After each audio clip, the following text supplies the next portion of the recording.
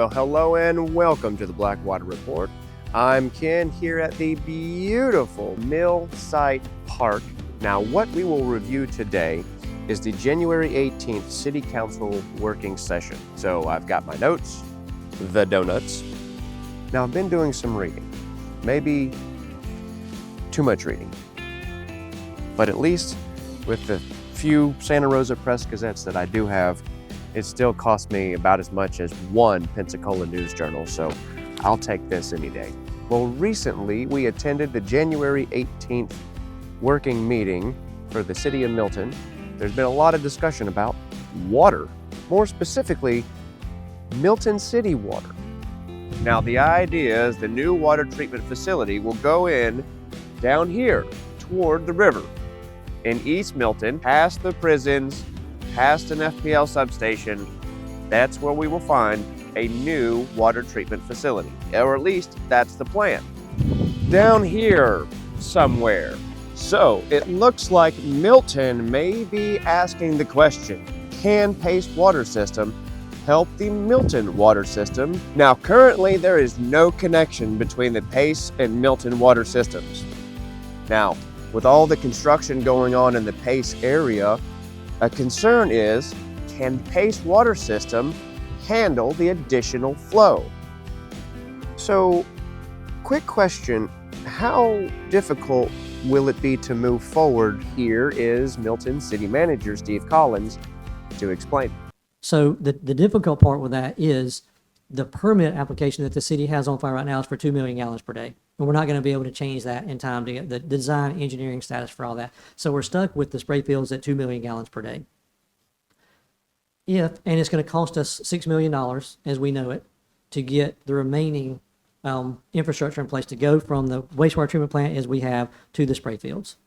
So if we were to do that and we sent 2 million gallons, we're still 200,000 gallons short. We have a line going to Pace that's not complete yet, but it will move 100,000 gallons. So in that instance, we would still be, our problem then would be effectively worse, because at that point we can only discharge 2.1 million gallons per day, and we're treating 2.2 million gallons per day. So we're going to have to do something to increase that capacity, because the 100,000 to Pace and the 2 million to the spray fields equals less than what we're currently treating. And now we have someone from the audience who has a pretty good question. All right. So good question. Here's kind of the reality. The city is under consent order to get that effluent out of the river, first and foremost.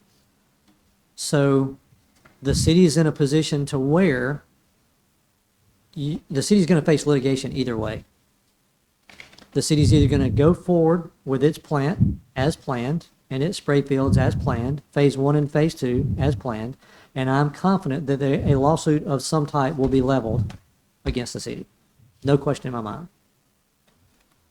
If the city chooses to not go that route and stays the status quo and does not take any action, then the state is going to follow the same path and direct the city to make financial changes and operational changes to its wastewater. So no matter which path is taken, it's likely the city is going to be a named defendant in some lawsuit by someone. And that's just the simple risk of where we are over the time and life of this project. Yes, sir? Since you're speaking about Microphone.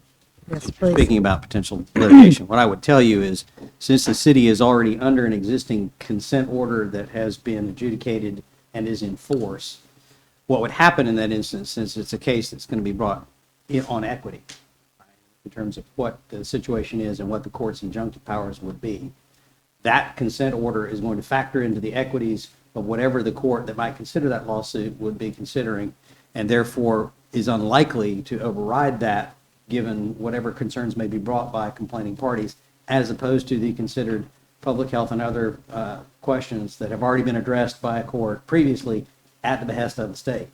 I can't tell you that that's the way the court will necessarily rule. I can tell you that the weight of equities is very much in favor of what the city has to do to comply with that consent order.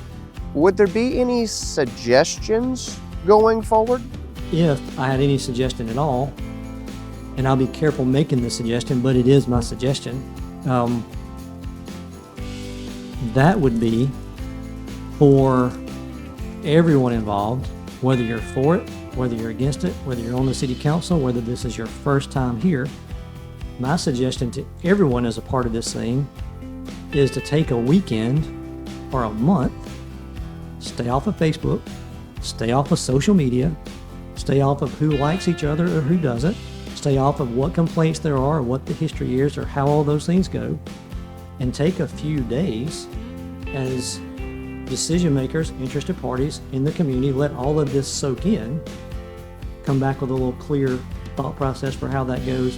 Because my suspicion is, it's only my suspicion, but my suspicion is when this meeting is over and all of this comes about, it will be community fodder, it'll be discussion, it'll be back and forth, it'll be all the angles that could be. And my belief is that none of that has solved this riddle for the last 13 years. It's not going to fix it over the next 13 days. I at least got through the weekend. Well, that concludes our review of the January 18th meeting. We'll see you next time here at the Blackwater Report.